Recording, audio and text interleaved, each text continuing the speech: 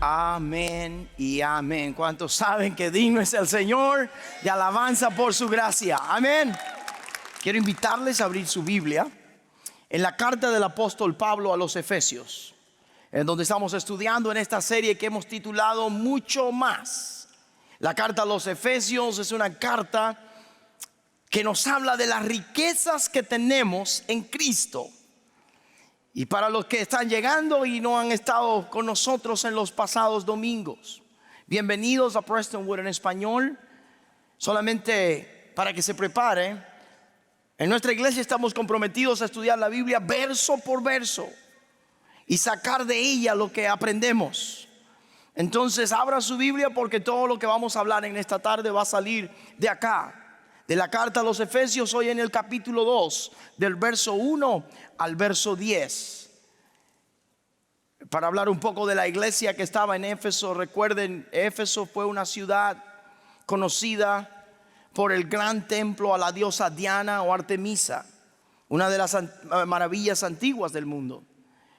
Había tanta diversidad de creencias, filosofías en Éfeso, que la iglesia naciente que estaba en Éfeso necesitaba saber su identidad, sus riquezas en Cristo, para poder avanzar a pesar de todos los pensamientos que rodeaban a la iglesia. Yo creo que en el día de hoy estamos en la misma situación. Vivimos en un mundo que está bombardeando constantemente lo que pensamos, lo que decimos. Y para poder avanzar en Cristo y caminar fuertes, tenemos que saber quiénes somos en Cristo y cuáles son nuestras riquezas en Él, a pesar de lo que la gente diga. En el primer capítulo vimos cómo el apóstol Pablo habla de las riquezas que tenemos en Cristo. Riquezas en el Padre, riquezas en el Hijo, riquezas en el Espíritu Santo. Después, en la segunda parte del capítulo 1, vimos la semana pasada cómo apoderarnos de esas riquezas que están ahí, son nuestras, pero necesitamos orar por revelación para que Dios nos muestre cuán ricos somos, cuánto poder, quién es la persona que va con nosotros y cuál es el plan que tiene con nosotros. Pero hemos llegado ahora al capítulo 2, donde Pablo termina el capítulo 1 diciendo que el poder que opera en nosotros fue el poder que operó resucitando a Cristo de los muertos. Y tomando el poder que resucitó a Cristo de los muertos, Pablo ahora va a hablar de cómo ese poder opera en nosotros, también dándonos vida. Siempre he pensado en esto, y si quiere poner un título a esta meditación de esta tarde, póngale esto: las riquezas de su gracia. En Efesios capítulo 2, del verso 1 al verso 10.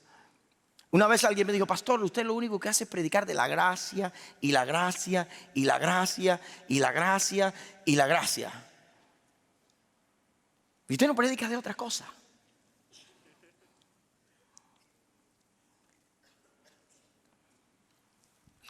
Es que no hay otra cosa que pueda cambiar el ser humano que entender el poder de la gracia de Dios en su vida.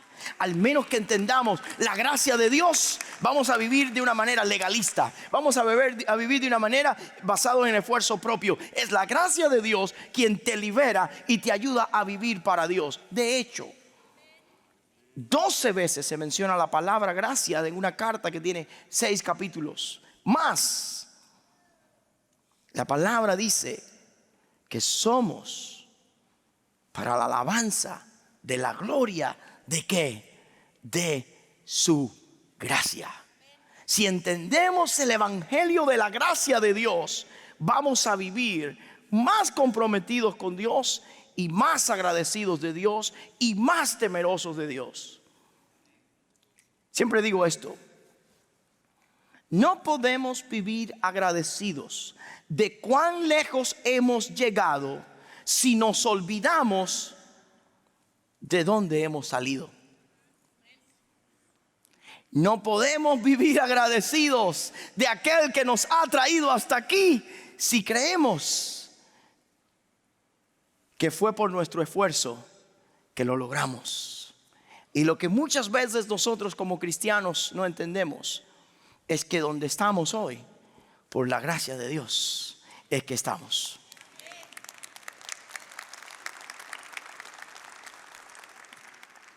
Es que si hemos llegado hasta aquí, ha sido por el Dios de gracia que nos ha traído. Y cuando entendemos eso, es que podemos disfrutar de dónde estamos y vivir humildes, porque no llegamos por nosotros mismos. ¿Dónde estabas tú antes? Bueno, pastor, ¿antes del culto o antes de qué? Pablo ahora nos va a llevar al antes y al presente, y después nos va a traer por el puente. Pablo va a mirar qué éramos antes, Pablo va a mirar qué somos ahora, pero nos va a decir cómo llegamos hasta aquí. Mi deseo en esta tarde es que tú puedas saber qué eras antes, qué somos ahora y cómo llegamos hasta aquí, según estos pasajes bíblicos. Quiero mirar algo interesante para que tome nota si quiere. Lo primero que vamos a ver hoy es la condición del hombre antes. Lo segundo que vamos a ver es la condición, la compasión de Dios por el hombre en esa condición. Y lo tercero, vamos a ver el camino para llegar a esa condición.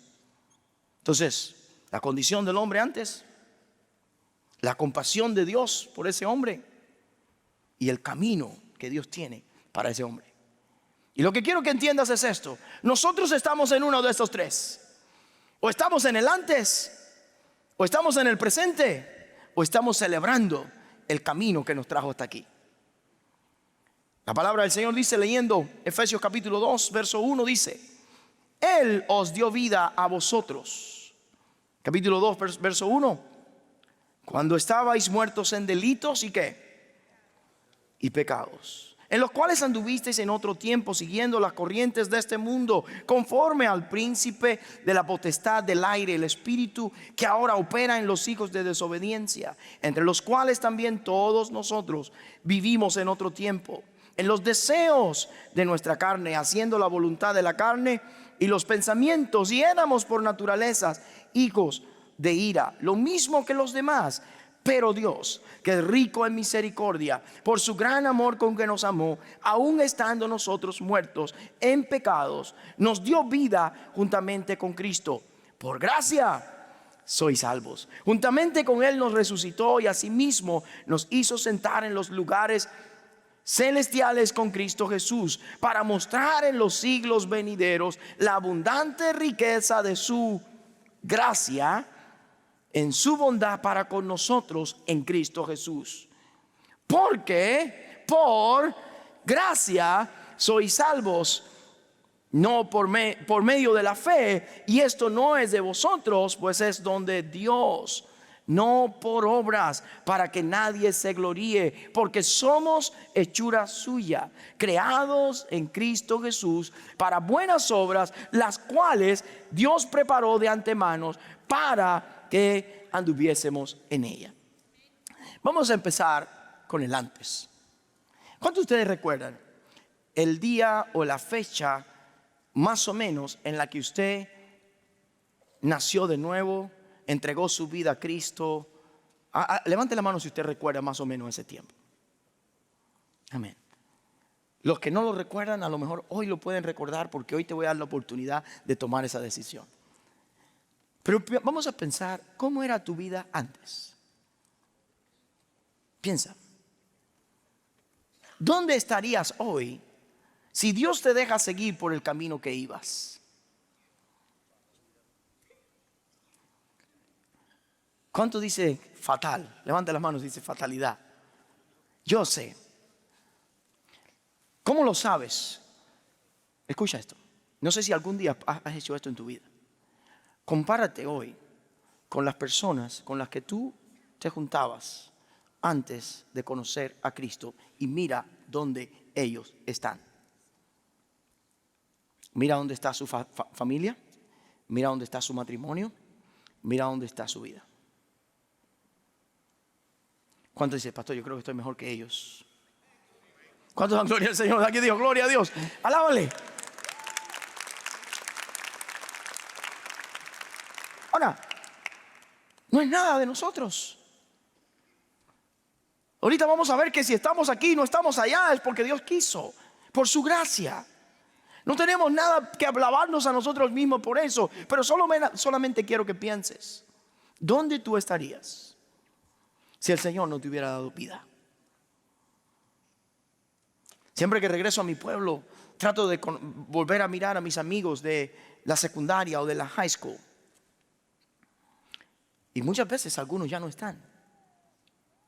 Murieron con cirrosis hepática porque eran alcohólicos. Otros están viviendo una vida difícil. Pero yo siempre pienso, yo también hubiese estado allí si no fuera por la gracia del Señor. Ahora, ¿cuál era la condición? La condición, y anota esto si puede, la condición del hombre antes es muerte. Y vamos a ver cómo Pablo la describe. Dice, Él os dio vida a vosotros cuando estabais muertos. ¿En qué? En delitos y ¿qué? Pecado. ¿Qué significa la palabra muerte? La palabra muerte aquí significa dos cosas. Número uno, si pastor yo no estaba muerto, yo caminaba. Bueno, estaba muerto si ahora entiendes la definición. La primera definición significa incapacidad para entender o apreciar lo espiritual. ¿Cuántas veces te hablaron? ¿Cuántas veces te decían? ¿Y qué tú decías? Ay, ya con el mismo cuento. ¿Sí o no? Ya viene con la cantaleta. ¿Sí o no? Porque la palabra del Señor enseña que la muerte espiritual tiene que ver con no poder discernir ni responder a las cosas espirituales. Por ejemplo, en Mateo capítulo 13, el Señor lo pone de esta manera. Viendo, ¿no qué? No ven, y oyendo, ¿no qué? No oyen. Eso es muerte espiritual. Ni aunque se lo expliques con piedrecitas. ¿Saben lo que dice Pablo cuando escribe a los Corintios? Primero los Corintios capítulo 2 verso 14. Quiero que lean este pasaje, anote esto por favor. Pero el hombre natural no percibe las cosas que son del Espíritu de Dios, porque para él son ¿qué? Locura, y no las puede entender porque se han de discernir ¿cómo? Entonces, muerte espiritual significa que aunque tú caminas y tienes los ojos abiertos, no ves. Y no entiendes la importancia que es salir de tu vida para caminar con Cristo. ¿Cuántos estaban así? Yo estaba ciego, no veía. Muchas veces me dicen, ¿qué es la única cosa que te arrepientes de no haber conocido a Cristo antes? Hubiera herido a menos personas, hubiera hecho menos daño, hubiera perdido menos tiempo. Pero Dios tiene su tiempo. Ahora, la otra explicación de muerte aquí espiritual no es solamente que uno no tiene sensibilidad para las cosas espirituales, es que uno vive separado de Dios. Para los que están tomando notas, muerte espiritual es una manera que no veo y otra que estoy muy desconectado, separado de Dios. ¿Dónde dice eso la Biblia, pastor? Ponemos Romanos 3:23. ¿Cuántos conocen Romanos 3:23? Romanos 3:23 dice, por cuanto todos que hemos pecado, estamos que destituidos o separados de qué? De la gloria de Dios. ¿Sabes qué? El pecado en tu vida y en mi vida nos separa de Dios. Y la separación del hombre y de Dios se llama muerte espiritual. Desde el Antiguo Testamento quiero leer, por ejemplo, en Isaías capítulo 59 verso 2.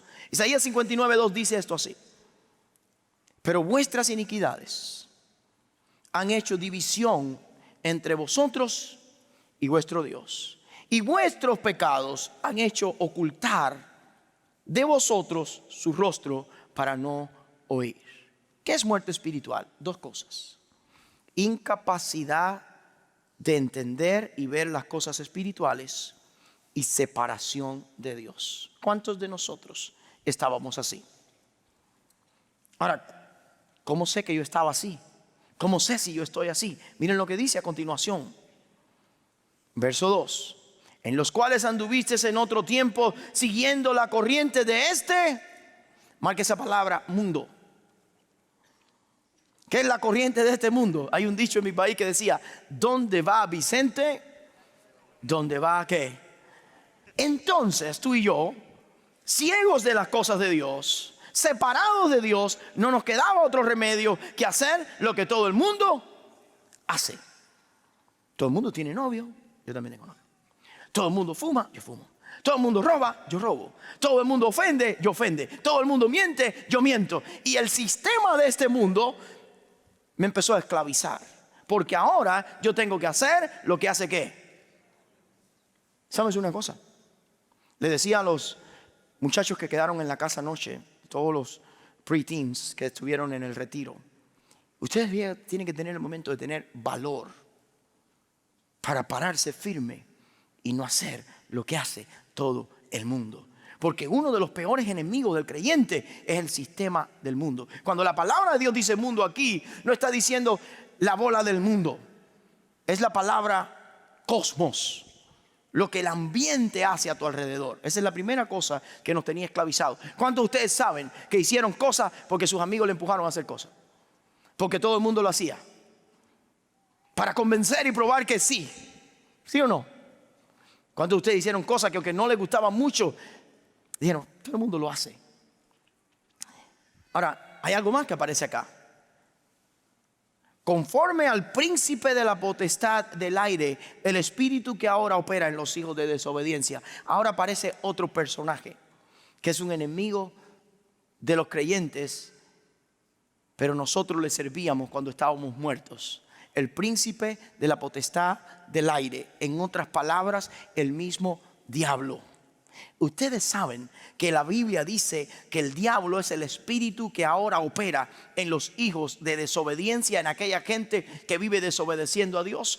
Muchas veces nosotros estábamos siendo controlados por el mundo y manipulados por el mismo diablo. Y ahí estábamos, esclavos, muertos, porque aunque queríamos ver, no podíamos ver. Separados de Dios. Pero hay otro enemigo acá. Miren lo que dice acá. 3. En los cuales también todos vosotros vivimos en otro tiempo, en los deseos de nuestra ¿qué? Anote esto también, marque esa palabra carne.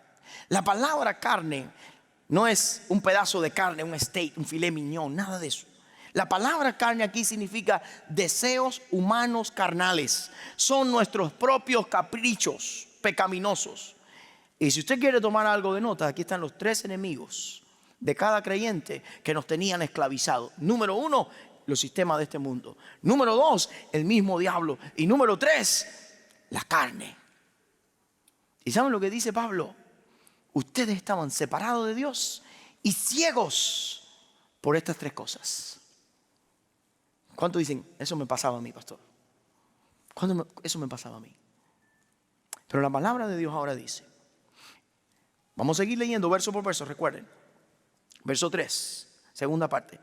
Haciendo la voluntad de la carne y de los pensamientos, y éramos por naturaleza, ¿qué cosa? Hijos de ¿qué? Lo mismo que los demás. Quiero parar aquí y quiero decir algo.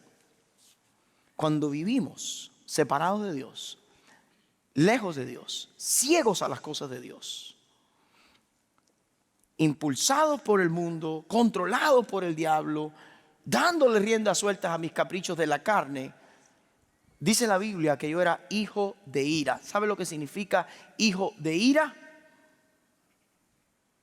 Condenado o preparado para que la ira de Dios y el juicio de Dios se manifestara sobre mi vida. Esto es lo que significa que como un prisionero estaba atado a eso, esperando el día de mi sentencia.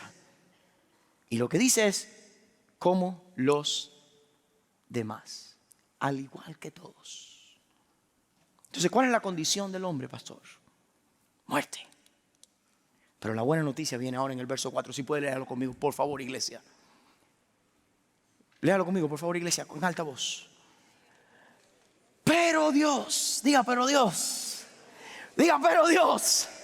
La palabra pero Dios aquí significa que hay un cambio en la narrativa, hay un cambio en la historia. Porque quiero decirte una cosa, no importa cómo tú estés, si Dios se mete en la ecuación, las cosas cambian.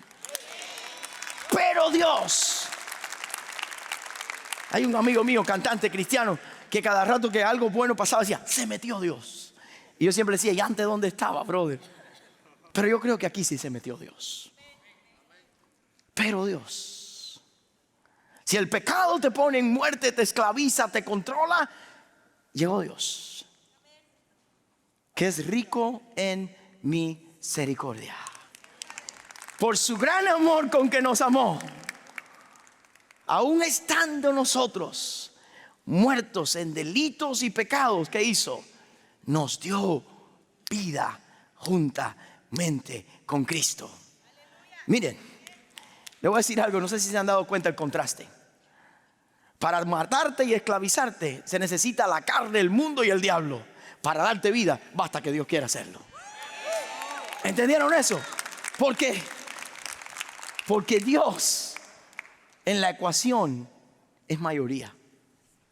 Pero Dios, que es rico en misericordia, y ahí Pablo empieza a describir a Dios. Rico en misericordia. ¿Saben lo que es la palabra rico? Que tiene mucho más abundante de lo que tú te puedes imaginar o pensar. Pero la palabra misericordia, yo la voy a decir otra vez porque no me canso de pensar en esta palabra. Para los que son de casa ya saben lo que significa. Para los que no, quiero explicarlo. La palabra misericordia significa, es la palabra, son dos palabras, son dos vocábulos. El primer vocábulo del latín que forma la palabra misericordia es miseri. De donde nosotros sacamos la palabra miseria. Y el segundo vocábulo es cardia, de donde nosotros sacamos hoy la palabra cardíaco o corazón. Cuando usted pone las dos palabras juntas, Dios que es rico en miseria y corazón. No, Dios que tiene un corazón que se compadece por la miseria humana. Y es rico para hacerlo. Dios tiene un corazón que se compadece por la miseria humana. Dios que es rico en misericordia, con su gran amor con que nos ¿qué? ¿Sabes una cosa? Dios te amó. Pero Dios no solamente nos amó. Hablamos de amor. Os dio ¿qué? Vida. La misma que le dio a Cristo, levantándole a los muertos, la da a ti y a mí, sacándonos del estilo antiguo de vida. Sopló aliento de vida en nosotros. Dios nos da vida juntamente con ¿quién? Por eso que nuestras riquezas todas están en ¿quién? En Cristo, y no tenemos que buscarle en ningún otro lado, porque es en Cristo que tengo el amor de Dios, es en Cristo que tengo la vida de Cristo y la vida de Dios. Pero no solamente eso, nos sentó, dice la palabra, en los lugares que ¿saben que Dios no solamente te amó, no solamente te trajo y te dio vida, sino que te puso en la posición más elevada que nos podía poner por su gracia? Tú y yo estamos sentados en los lugares celestes con Cristo, no porque nosotros lo ganamos, no porque nosotros lo merecimos, sino porque Dios, que es rico en misericordia, con su gran amor con que nos amó, aún estando muertos en pecado, nos hace ¿qué? Vida. Y ahora el muerto camina. Y el que no veía, ve. Y el que no sentía, siente. Y el que estaba separado, ahora está conectado. Y se siente diferente, ¿sí o no? Cuando dicen amén. Miren, aquí está la cosa. ¿Cuántas veces tú te has preguntado, ¿y cómo antes yo no me daba cuenta de esto? ¿Te has preguntado o no?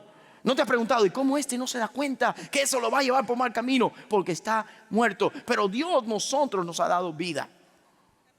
Entonces, ¿cómo el muerto ahora está sentado con Cristo? ¿Cómo el que estaba condenado ahora está en el trono? ¿Cómo eso pasó? El segundo punto es ese que acabo de explicarles. La compasión de Dios es para vida. Nota esto. Dios se compadeció tanto de nosotros que decidió darnos vida.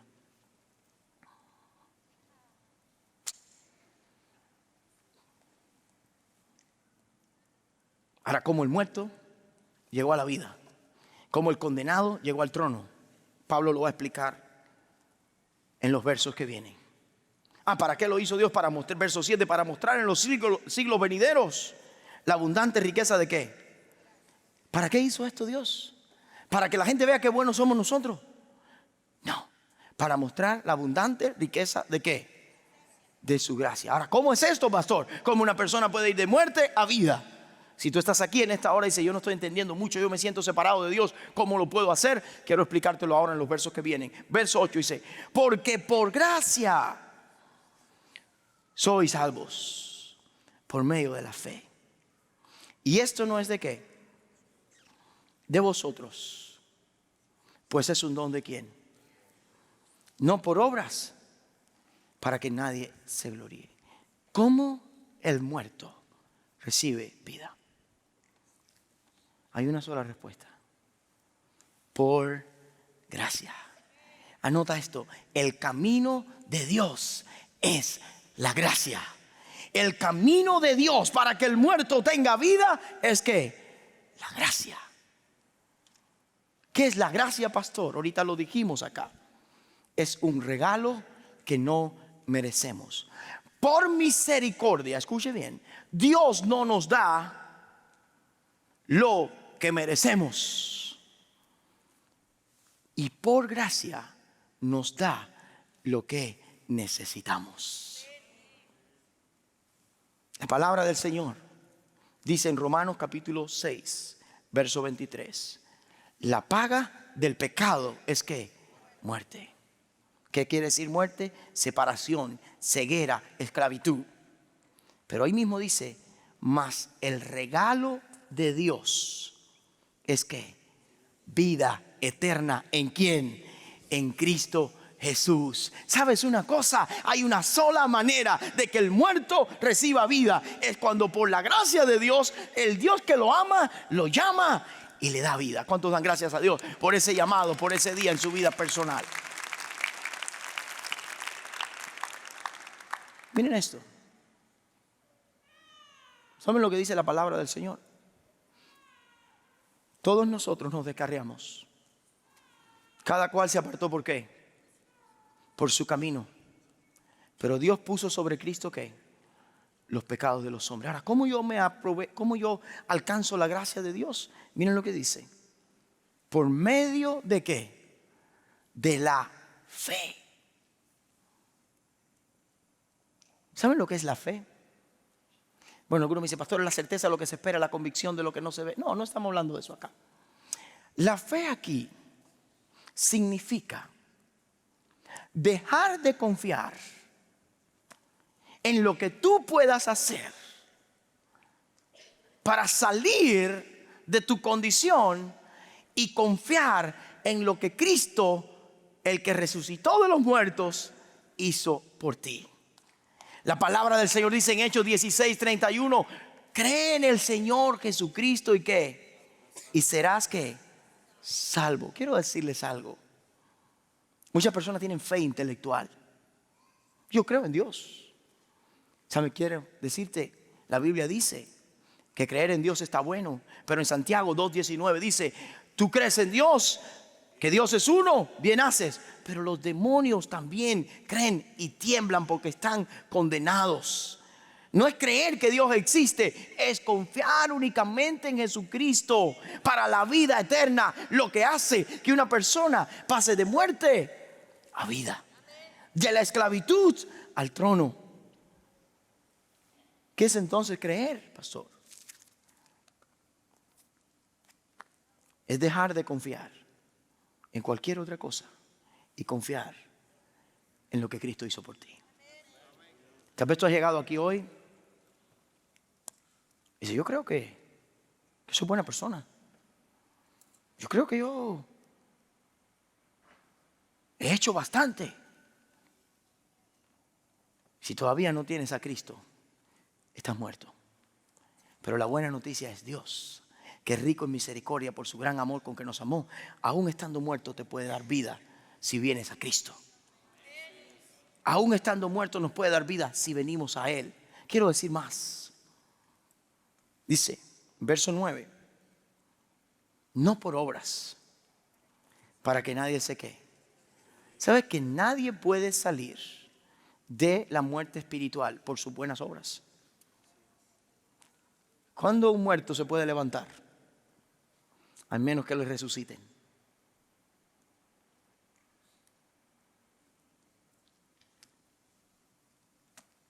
Dice el verso 10. Porque somos hechuras suyas, creados en Cristo Jesús para buenas obras que Él preparó de antemano para que anduviésemos en ellas. ¿Sabes? ¿Qué quiere hacer Dios con los que Él le ha dado vida? ¿Cómo el muerto pasa de la muerte a la vida? Por la gracia de Dios, a través de la fe. Pero cuando tiene vida, debe vivir para la gloria de Dios. Somos hechuras suyas, creados en Cristo Jesús. ¿Para qué?